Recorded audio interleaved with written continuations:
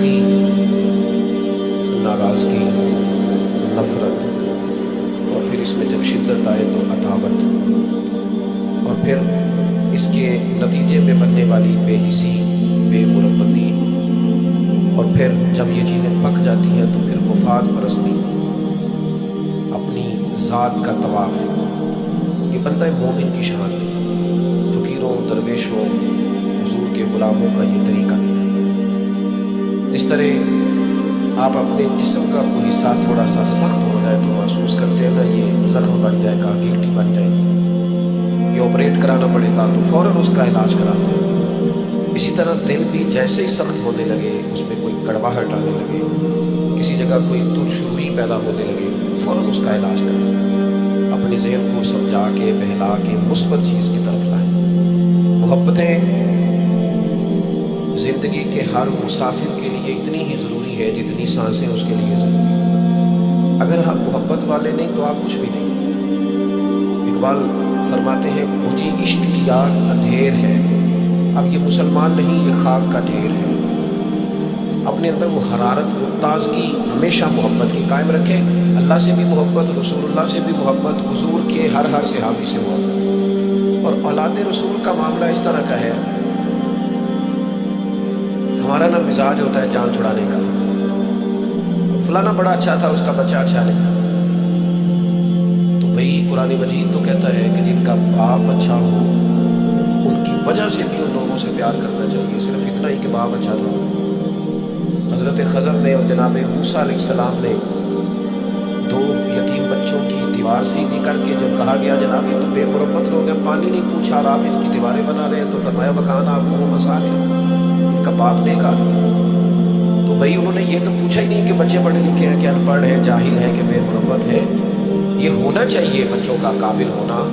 اگر وہ پیشوائی اور مقتدا بننا چاہتے ہیں تو پھر ضرور آپ ان کی ڈگریاں دیکھیں، لیکن کچھ عزتیں والدین کی وجہ سے، محض کسی کی اولاد ہونے کی وجہ سے بھی ہوتی ہیں، ان میں ڈگریاں اور اسناد نہیں دیکھی جاتی۔ آپ مقتدا نہ بنائیں، پیشوا نہ بنائیں، لیکن جو نیکوں کی اولادیں ہوں ان کا احترام تو کریں، ان کے لیے جذبات تو پیدا کریں۔ آپ کی طبیعت میں گنجائش تو ہو، ان کے لیے جان چھڑاتے ہیں لوگ، فلانا بڑا اچھا تھا، بچے اچھے نہیں، بچہ یار بچے تو اسی کے ہیں نا۔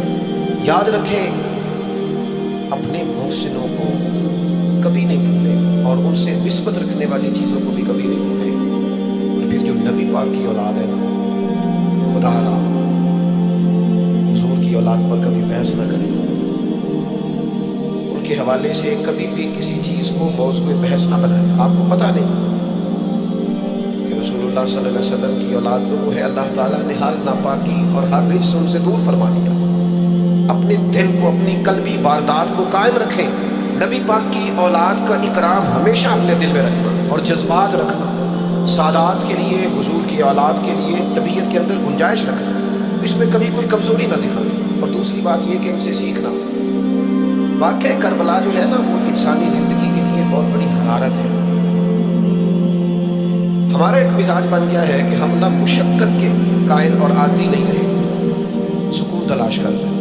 اب تو ڈھیر سارے لوگ ایسے ہیں کہ ذرا کوئی مصیبت آئی نہیں تو ان کے ہاتھ پیر پھولنے شروع ہو جاتے ہیں۔ انجانا خوف اور بے مقصد قسم کی باتیں لوگوں کو ڈراتی ہیں۔ اور پھر میں نے دیکھا ہے کہ اگر ان کو اپنی ذات کے لیے، اپنی اولاد کے لیے، اپنے گھر کے لیے سکون مل گیا ہے، آسودگی مل گئی ہے، وسائل جمع ہو گئے، تو کہتے ہیں مجھے کیا مصیبت بنی ہوئی ہے، اب میں جاؤں بس کافی ہے۔ قوم کے بچوں کے لیے، ملت کے لیے، وطن کے لیے، دین کے لیے کون جد و جہد کرے؟ میرا گھر سکھی ہے، آسانی ہے، لہذا مجھے مشقت میں پڑنے کی کیا ضرورت ہے؟ کوشش نہیں کرتے۔ یاد رکھنا اللہ تعالیٰ نے نا انسان کو پیدا ہی مشقت میں کیا، یہ مشقت میں ہے۔ رب فرماتا ہے میں نے اس کی پیدائش، اس کا خمیر ہی مشقت والا بنایا۔ اللہ کریم نے قرآن مجید میں فرمایا لَقَدْ خَلَقْنَا الْإِنسَانَ فِي كَبَدٍ، فرمایا بے شک ہم نے آدمی کو مشقت میں رہتا ہوا پیدا کیا، پیدا ہی اس کو قبض کیا ہے، مشقت میں رہتا ہوں۔ اس نے مشقت کر دی، بچپن میں بھی مشقت۔ چلیں کچھ تھوڑا سا آپ کو سمجھانے کے لیے بات کر لیتے ہیں۔ پرائمری اسکول میں جانا کتنا مشقت کا کام تھا، ساری رات لوگ منصوبہ نہیں بناتے تھے سویرے چھٹی کرنے کا، وہ کتنی بڑی مشقت کا کام تھا۔ جب 3 مہینے کی چھٹیاں ہوتی تھیں تو وہ، اللہ کرے کوئی میں ایسا جملہ نہ بولوں، اساتذہ بڑے قابل احترام ہوتے ہیں، لیکن ہمارے جو استاد صاحب تھے نا وہ تو صرف ایک آدھ چیپٹر چھوڑتے تھے، باقی کہتے ساری کتابیں لکھ کے لے آئے۔ تو وہ جب وہ سبق دے رہے ہوتے تھے مشقت کا، تو اللہ سوچتا تھا کہ چھٹیاں آرام کرنے ملی، آسانیاں یہ والی مصیبت کرنے کو ملی۔ جہاں چھٹیوں پہ رہے ہوتے تھے مشقت بڑھ جاتی تھی۔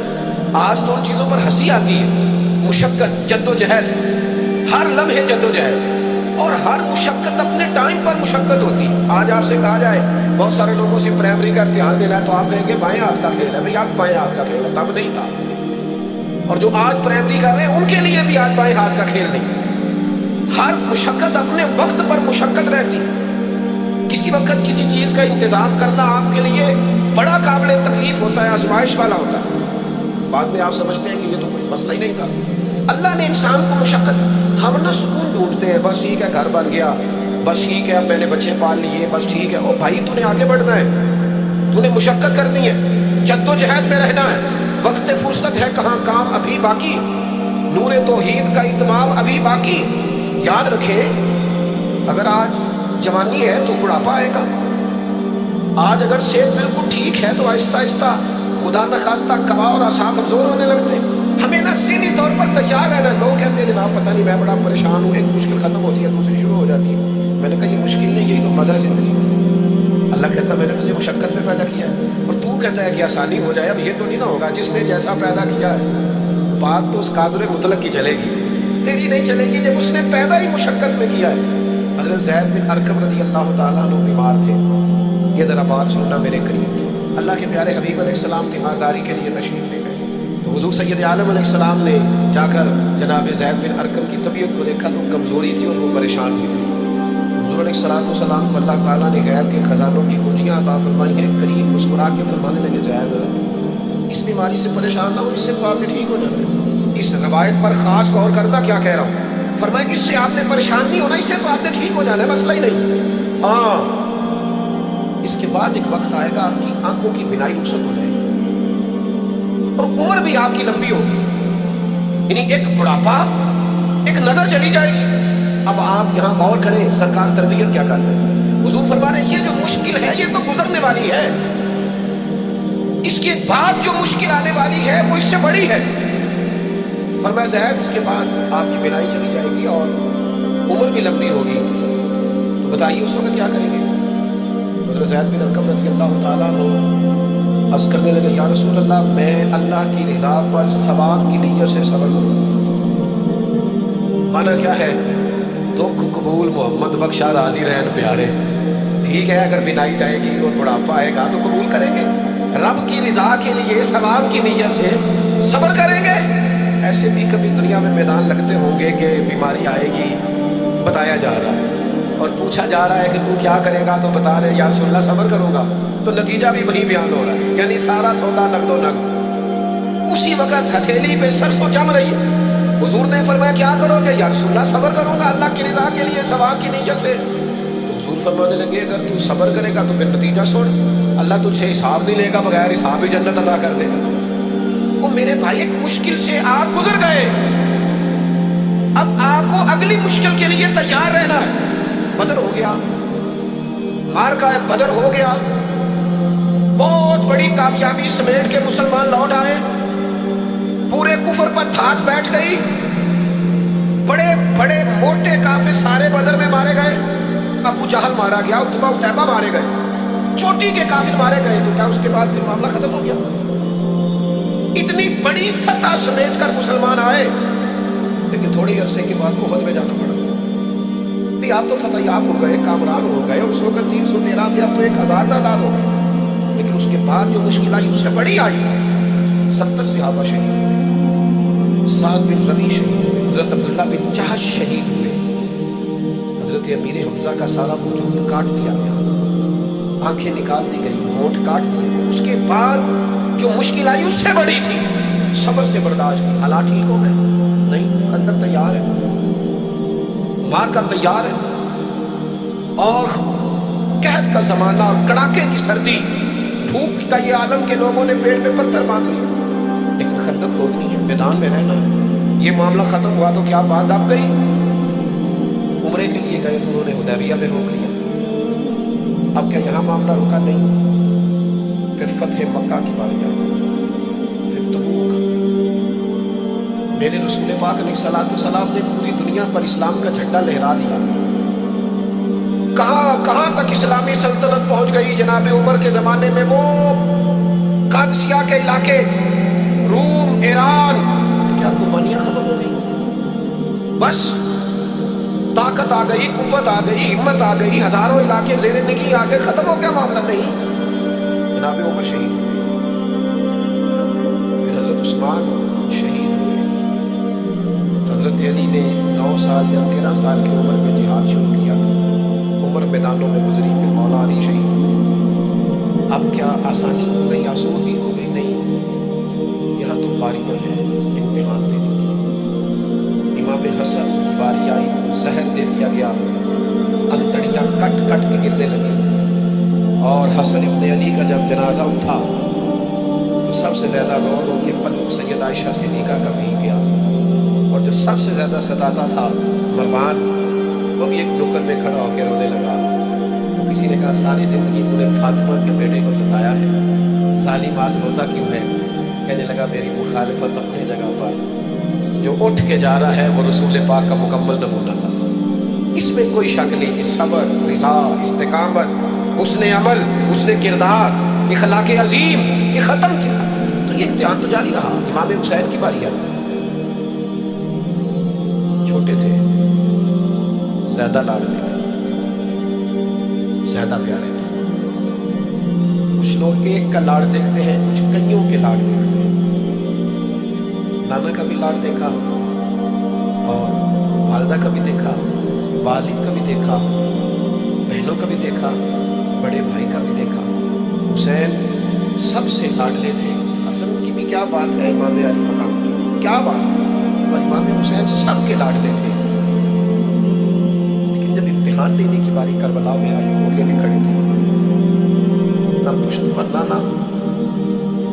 نہ ہاتھ میں شیر خدا کی انگلی، نہ پلٹ کے جا کے ماں کے پلو میں چھپنے کا موقع، نہ حسن موجود ہے کہ بڑے بھائی سے مشورہ لے لیا جائے، کوئی نہیں۔ یہ کون ہے اٹا ہوا، غبار میں اٹا ہوا؟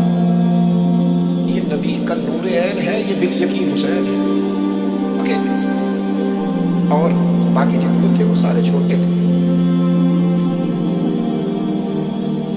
وہ بڑا مشکل کام ہو جاتا ہے جب آپ سب سے بڑے ہو جائیں اور صرف آپ کو تسلی دینی ہے، صرف آپ کو دوسروں کو سنبھالنا ہے، وہ بڑا مشکل مرحلہ ہوتا ہے۔ لیکن امام حسین نے اس مشکل مرحلے کو اس طرح گزارا کہ وہ بڑے تھے نا۔ بس اتنا کہوں گا کہ حسین وہاں پر شکر کرتے تھے جہاں پر صبر مشکل تھا، وہاں پر شکر کرتے تھے جہاں پر صبر مشکل تھا۔ جہاں صبر مشکل سے ہوتا ہے وہ وہاں گردن جھکا کے کہتے تھے آپ اپنا وسط تک ٹھیک ہے، دکھ قبول محمد بخشا، بس راضی رہ پیارے۔ آپ اس بات کو یاد رکھیں اور اس کو اچھی طرح سمجھ لیں کہ آپ جب تک مزاج مشقت کا نہیں بناتے، ایک کے بعد دوسری، دوسری کے بعد تیسری، تیسری کے بعد چوتھی مشقتیں راہ دے کر، اور جو مشقتوں کی عادی نہیں وہ پھر پچھلی صفوں میں، جو مشقتوں کی عادی نہیں وہ پھر کسی صورت میں نہ نام بنا سکتے ہیں نہ کام کر سکتے ہیں۔ جس کو آرام کرنا ہے، جس کو سکون سے سونا ہے، وہ منزل نہیں پا سکتا۔ آپ کو آگے بڑھنا ہے، آپ کو جدوجہد کرنی ہے، آپ کو کوشش کرنی، آپ کو باہمت رہنا ہے۔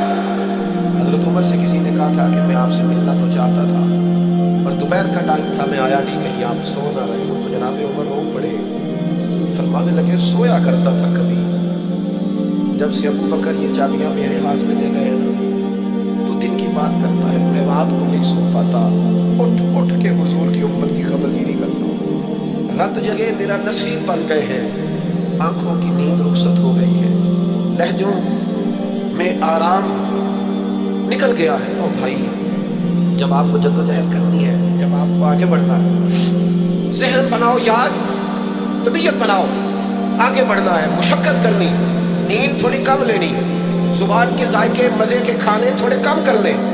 ہم نے اپنی مرضی سے وہ لیٹے ہیں، وہ آرام کر رہے ہیں، اس سے تھوڑا اٹھ کر سوچنا۔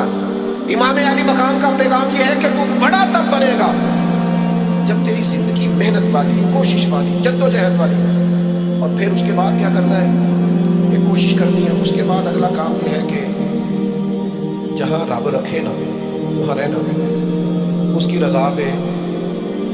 جب آپ مسلمان ہوتے ہیں نا، کلمہ پڑھتے ہیں، تو ہم اعلان کرتے ہیں آج کے بعد فیصلے میرے نہیں چلیں گے، فیصلے اللہ کے چلیں گے. لیکن پریشانی پتہ کب ہوتی ہے؟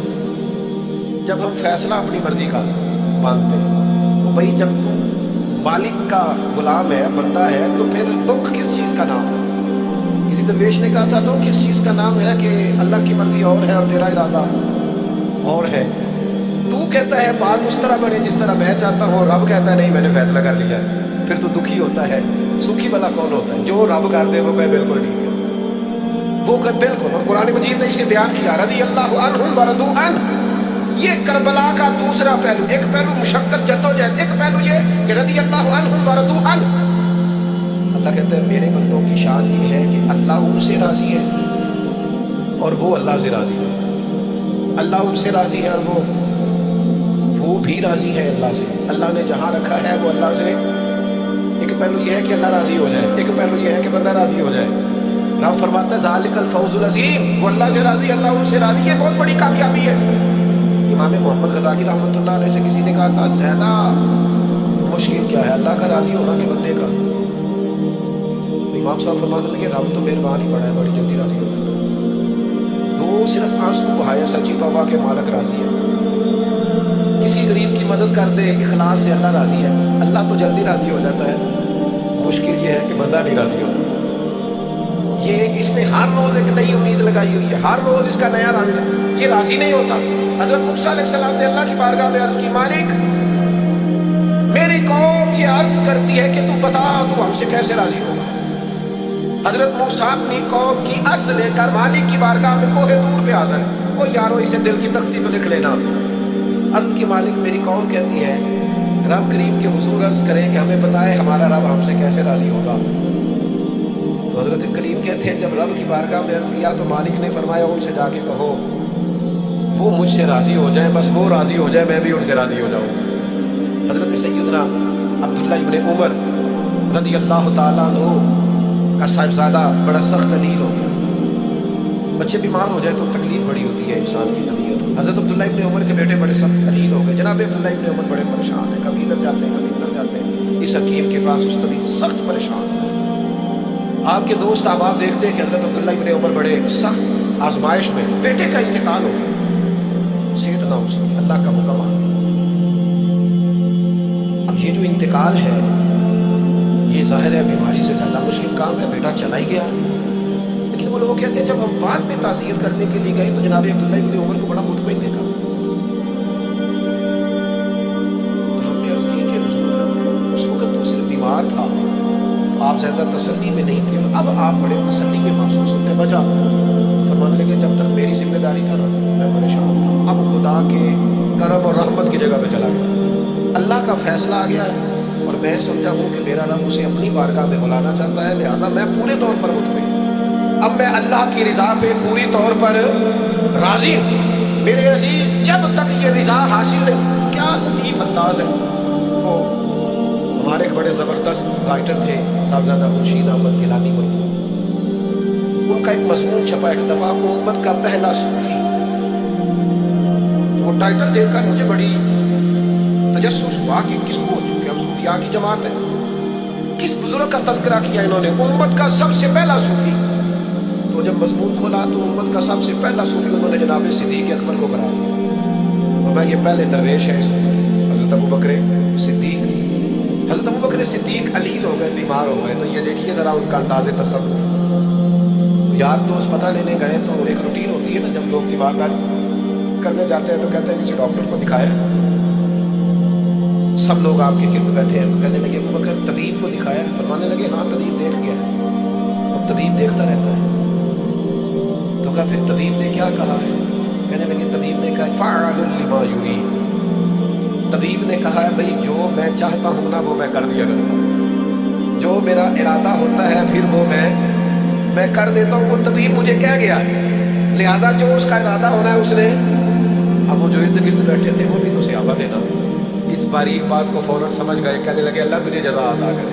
او یارو، تھوڑے دن اگر سکھ سے جینا چاہتے ہو تو ایک ہی علاج ہے، ایک مالک کی رضا میں راضی رہو۔ نہ سمجھ آئے تو پھر کربلا والے امام حسین کی طرف دیکھنا، وہ نانا کے کندھوں پہ تھے پھر بھی بڑے خوش تھے، وہ ماں کی گود میں تھے پھر بھی بڑے خوش تھے، شیر خدا کی باہوں میں تھے پھر بھی بڑے خوش تھے، حسن کے ساتھ سفر حج پہ تو بھی بڑے راضی تھے، اور جس دن رجب کے مہینے میں مدینہ چھوڑ رہے تھے تو اس دن بھی کہہ رہے تھے مالک میں تیری رضا میں راضی ہوں۔ اور حسین ابن علی رضی اللہ تعالیٰ عنہ نے ہمیں یہ معیار دیا ہے، جس دن شبیہ مصطفیٰ علی اکبر ان کے گھر میں پیدا ہوئے تھے، حسین اس دن بھی بڑے راضی تھے، اور جب اللہ اکبر کہہ کے زخم کھا کے جناب علی اکبر گھوڑے سے زمین پر تشریف لائے تھے اور جوان بیٹے کو سہارا دے کر انہیں اٹھانا پڑے تھا، حسین اس دن بھی رب کی رضا پہ بڑے راضی تھے۔ اور جب چھوٹا سا بیٹا ان کی گود میں اس کی سانسیں اکھڑ رہی تھی تو امام علی مقام اس وقت بھی اپنے رب کی رضا پہ بڑے ہی راضی تھے۔ حد ہو گئی، جس گلے کو محبوب چومتے تھے اس وقت بھی حسین راضی تھے، اور جب اسی گلے پہ خنجر چل رہے تھے امام علی مقام نے یہ نہیں کہا کہ مالک میرا اتنا امتحان، آخر میرے مسئلے کب حل ہوں گے، میری مشکلات کب حل ہوں گی، آخر کس وقت، یہ نہیں فرمایا، بلکہ یہ سارا کچھ سہ کے دونوں ہاتھ زمین پہ بچھا کے سجدہ شکر ادا کر کے کہا مالک جہاں تو رکھے حسین وہاں حاضر۔ اتنا شکوہ ہے ہماری سے، آپ یقین کریں ان باتوں کی بھی دوست دعا کرانے آ جاتے ہیں، یہاں دل کرتا ہے کہ انہیں سمجھائیں کہ یار نہ کہیں تو ٹھہرنا اپنے رب کے ساتھ۔ یار دیکھو چھوٹی بات نہیں، حضرت انس بن مالک کہتے ہیں 10 سال میں نے نبی پاک کے گھر میں نوکری کی، 10 سال 10 سال، 1 سال کے بعد لوگ اکتا جاتے ہیں، سارا پتہ چل جاتا ہے، اس کے بعد وہ چاہتے نہیں رہتے، بندہ پرانا ہو جاتا ہے، اکرام احترام الا ماشاءاللہ وہ نہیں رہتا۔ فرماتے ہیں 10 سال حضور کے گھر میں نوکری کی، پورے 10 سال ایک دفعہ بھی رسول پاک نے اف نہیں کہا۔ فرماتے ہیں ایسا نہیں کہ کبھی کوئی ایسی بات نہیں ہوئی جس سے وہ ناراض ہو، کئی دفعہ ایسے موقع آئے، حضور نے کسی کام سے بھیجا، میں جا کے بچوں کے ساتھ کھیلنے لگا، محبوب آئے میں ڈر گیا، لیکن حضور نے کچھ بھی نہیں کہا، مسکرا کے فرمایا تمہیں کام بھیجا تھا کر کے کیوں نہیں آئے؟ او یار آپ ٹھہرے تو صحیح، استقامت تو ہو، ذرا ذرا سی بات پہ بلبلا اٹھنا، تڑپ جانا، ہر چیز سے الجھ جانا، یہ بندہ مومن کی شان نہیں۔ طاقتور زندگی گزارو، طاقتور، ایک تو یہ مشقت کرنا، دوسرا اللہ کی رضا پہ راضی رہے، اور تیسری بات یہ سوچیں کبھی ذاتی قسم کی نہیں بنا، سوچیں ملی قسم کی، قومی آفاقی سوچیں۔ اتنے دوست ہماری خانقاہ سے وابستہ ہیں، یہاں کسی آستانے سے وابستہ ہیں، کچھ ہمارے پاس مدرسے میں پڑھتے ہیں، کہیں بھی آپ پڑھتے ہیں، آپ کی سوچیں جب تک ملی اور قومی نہیں ہوتی، آپ بہت زیادہ بھی باصلاحیت ہے تو آپ کوئی کردار نہیں ادا کر سکتے۔ آپ کو اللہ نے جو صلاحیت دی ہے وہ دین کے لیے خرچ کریں، کوئی بھی صلاحیت ہے آپ عزیز، وسیع الظرفی وسیع المشرف، آپ اپنی صلاحیت سے قومی فائدہ کریں۔ آپ کیا مطلب ملی باتیں، چھوٹی باتیں، چھوٹا سا ذہن، چھوٹی سی بات، آپ وسیع بات کریں۔ امام بخاری لکھ گئے، ایک مخصوص فقہ کے مقلد تھے امام صاحب، لیکن انہوں نے بخاری میں یہ رنگ نہیں اختیار کیا کہ جو کسی اور مسلک پر چیزیں دلائل کرتی ہیں، فقہ کے مسلک کی بات، کسی اور مشرق پر تو میں نے لینی نہیں۔ انہوں نے کام کی ہے تو قومی سطح کی چھوٹے چھوٹے ذہن، چھوٹی چھوٹی باتیں، ہمارا ہی مدرسہ نہیں، دنیا میں مدرسے، ہماری خانقاہ نہیں، دنیا میں خانقاہ۔ ہم اگر ایک دوسرے سے لوگوں کو توڑنے لگیں گے تو ملی کام نہیں ہوگا۔ ہم گھر نہیں بنانا چاہتے، ہم رسول اللہ کا دین تعمیر کرنا چاہتے ہیں، دین اس امت کے اندر لانا چاہتے ہیں، نافذ کرنا چاہتے ہیں۔ تو ہم تو تھوڑے سے لوگ ہیں کام کرنے والے جو پوری دنیا میں کام کر رہے ہیں، کہیں بھی کوئی کام کر رہا ہے، ہم نبی پاک کا دین لانا چاہتے ہیں، ہم تو ہر ایک کو سپورٹ کرتے ہیں، جو تھوڑا سا بھی کام کر رہا ہے اسے سپورٹ کرتے ہیں۔ میری آپ سے گزارش ہے، جس کاز کے لیے امام حسین نے جان دی تھی نا، اس کاز پر کام کرنے کی ضرورت ہے۔ اب کیا کرنے کی ضرورت ہے؟ اب وہ پیغام جو امام علی مقام کا پیغام، دین کے لیے کام کریں، بے حیائی کے خلاف، بیانی کے خلاف، بے دین قوتوں کے خلاف، लोगों को सुकून मिलेगा, उन्हें कायल करेंगे सुकून तुम्हें नमाज में मिलेगा, इबादत में मिलेगा, दयानतदारी में सुकून है, कनात में सुकून है, इज्जत नफ्स और खुददारी में जो तुम्हारे लिए अल्लाह ने रखा है उसमें सुकून है। लूट के खाओगे तो सुकून नहीं मिलेगा। मेरे भाई इस सारे पैगाम को आम करने की जरूरत है, फैल जाए दुनिया में। और जिस तरह अपने हक में लोगों को कायल करते हो ना, मजबूरी बन जाए, इस तरह लोगों को दीन के हक में कायल करें। मिन्नत करके बेनमाजी को नमाजी करें, मिन्नत करके जो दीन से दूर है उसे दीन के करीब करें। आप कोशिश करें कि फरोग दीन हो। जहाँ मस्जिद नहीं, तामीर मस्जिद में किरदार का अपने लहजों से हर थकावट उतार के आगे बढ़ो, मिली कौमी सोचें पैदा करो। हमने इस वतन को भी तामीर करना है, दीन के लिए हमने अपने आप को पेश करना है जिस हद तक हो सके। और दीन की तबलीग का सबसे बेहतरीन तरीका यह है। इमाम जाफर सादिक से किसी ने कहा था मैं दीन की तबलीग करना चाहता हूँ, क्या करूँ?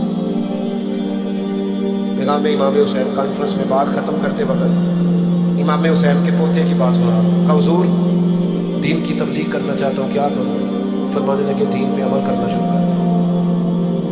ये दीन की तबलीग, आपका अच्छा इखलाक ये दीन की तबलीग, आपका माफ़ करने का जज्बा ये दीन की तबलीग, आपकी खैर खाई लोगों का भला करना यही दीन की तबलीग। सिर्फ तकरीर से तबलीग नहीं करें आप, आपका अमल और किरदार ये दीन की तबलीग है। आप अपना अंदाज़े ज़िंदगी बदल जाएं, अंदाज खूबसूरत कर जाएं, दीन की तबलीग शुरू हो जाएगी। 3 बातें आपकी खिदमत में रखी हैं इस पूरे गुफ्तगू का नतीजा। एक तो ज़िंदगी मुशक्क़त वाली, मेहनत वाली, जद्दोजहद। ये जो नौजवान आराम ढूंढते हैं ना, सुकून, इकबाल कहते हैं लहू मुझको रुलाती है जवानों की तान नज़र, ये तैयार हो जाए। मुशक्क़त, जद्दोजहद, कोशिश। और दूसरी बात, इस कोशिश के बाद भी रब जो फैसला करे रब के फैसले पर राज़ी रहे, मकाम तस्लीम और रज़ा वाली ज़िंदगी गुजारें। और तीसरी गुजारिश, सोचे सब ही नहीं, ज़ाती नहीं, आलमी सोच। मैं बड़े दर्द से ये बात अर्ज़ करूँ, लोग अपनी ज़ात के लिए दीन का इस्तेमाल करें, अपनी ज़ात कि मेरा ज़ाती मुखालिफ है मैं उसे यज़ीद कह देता हूँ, मेरा ज़ाती मुखालिफ है। हमारा ज़ाती मुखालिफ होता है, हम कहते हैं बेईमान हो गए। ओ खुदा के बंदे, तेरे से इख्तलाफ हुआ है, तुझे यज़ीद तो ना बना, इतनी बड़ी लानत का तोहफ़ तूने गले में डाल दिया। अगर वो यज़ीद है तो तू अपने आप को क्या समझता है? अपना फिर तूने दर्जा क्या बना? इतनी जल्दी नहीं। कौमी सोचें पैदा करें, कोशिश करें कि आप मिली काम करें, आप लोगों को जोड़ें। आफाकी तालीमात है इस्लाम, उन आफाकी तालीमात में आप अपना वक्त गुजारेंगे तो आप महसूस करेंगे ज़िंदगी बड़ी खूबसूरत हो गई।